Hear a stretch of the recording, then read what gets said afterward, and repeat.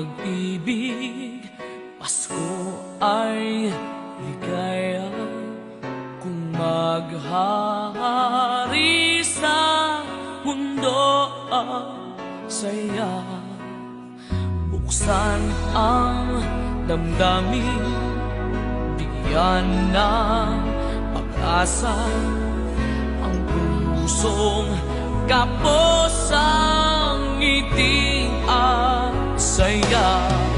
Sana sa bawat Pasko pagbibigayan ang nasa puso ng tao, pagkat ang tanging daan ay pagmamahal sa kapwa o kahit pa sa kanino man.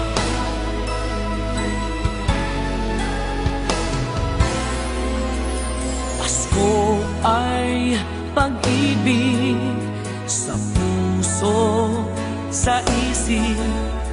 Dinggin natin ang mga humihikbing tinig. Mundo ay payapa kung mayroong pag-ibig.